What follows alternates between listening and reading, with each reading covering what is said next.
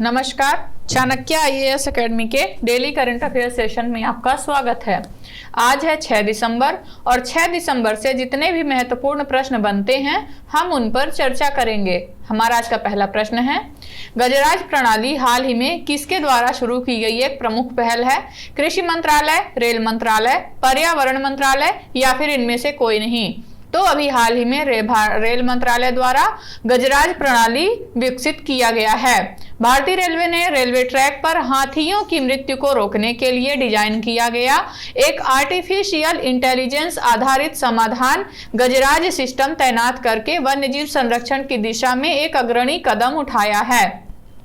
यह निगरानी प्रणाली लोकोमोटिव पायलटों को पटरियों पर हाथियों की मौजूदगी के बारे में सचेत करने के लिए वन क्षेत्रों में 700 किलोमीटर की दूरी पर लागू की जा रही है, जिससे टकराव के जोखिम को कम किया जा सके।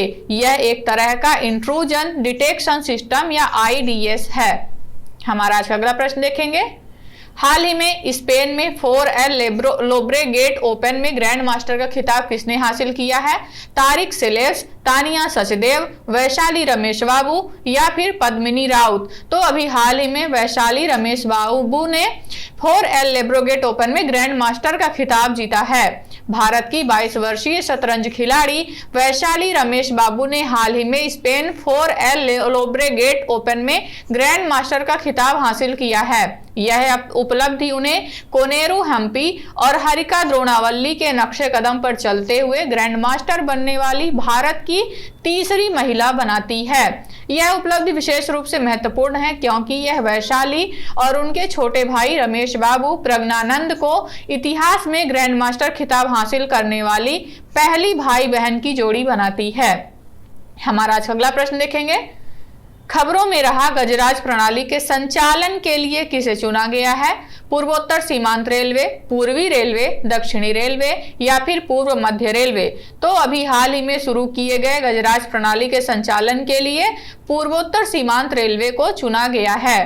भारतीय रेलवे ने गजराज प्रणाली कार्यक्रम को संचालित करने और सबसे अधिक प्रभावित कुछ क्षेत्रों में इस नई अत्याधुनिक तकनीक को लागू करने के लिए पूर्वोत्तर सीमांत रेलवे को चुना है। इस मौजूदा ऑप्टिकल फाइबर केबल को सेंसर के रूप में उपयोग करने के लिए बनाया गया है ताकि रेलवे पटरियों के पास हाथियों की गतिविधियों की पहचान की जा सके और स्टेशन मास्टरों, लोको पायलटों और नियंत्रण कार्यालयों को स्थानों की सूचना दी जा सके।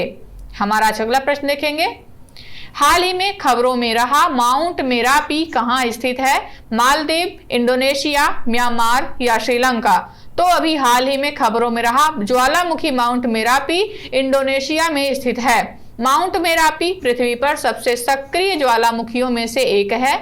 यह इंडोनेशिया के लगभग 500 ज्वालामुखियों में से एक है, जिनमें से कम 129 एशिया प्रशांत द्वीपों में फैले ज्वालामुखी चाप में सक्रिय हैं, जिन्हें रिंग ऑफ फायर कहा जाता है। रिंग ऑफ फायर के अधिकांश भाग में प्लेटें अभिसरण सीमाओं पर ओवरलैप होती हैं, जिन्हें सबडक्शन जोन कहा जाता है, अर्थात जो प्लेट नीचे है उसे ऊपर की प्लेट द्वारा नीचे धकेल दिया जाता है या दबा दिया जाता है। हमारा अगला प्रश्न देखेंगे।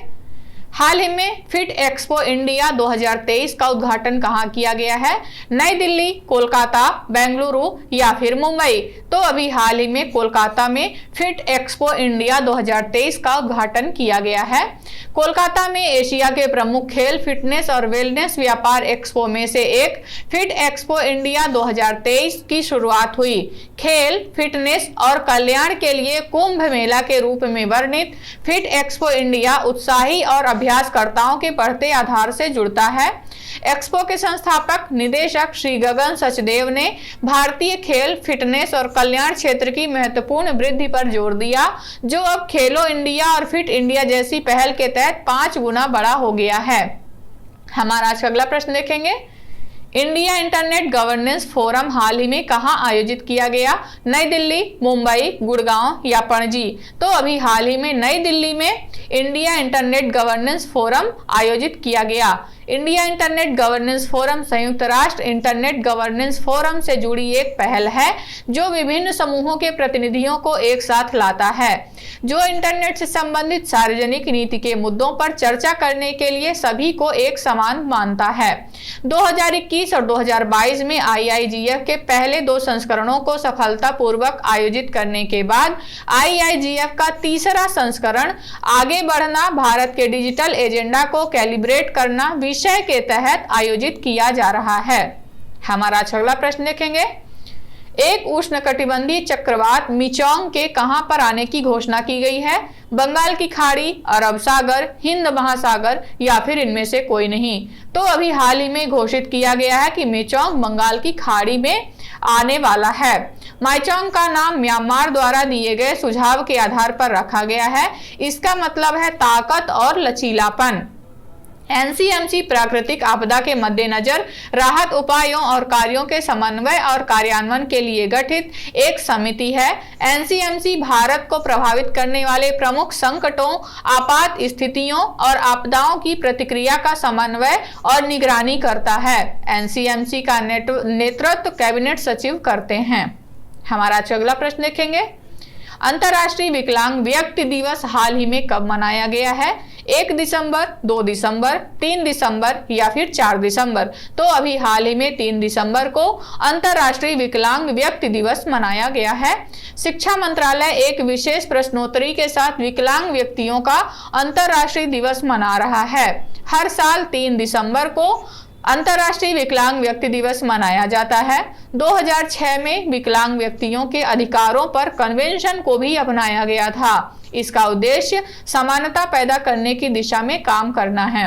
2011 की जनगणना तक विकलांग लोगों की पहचान करने के लिए प्रश्नावली में 7 प्रकार की विकलांगताओं पर प्रश्न शामिल थे। हमारा आज का अगला प्रश्न देखेंगे।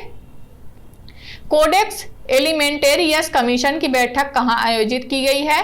इटली, भारत, फ्रांस या ईरान? तो अभी हाल ही में इटली में कोडेक्स एलिमेंटेरियस कमीशन की बैठक आयोजित की गई है।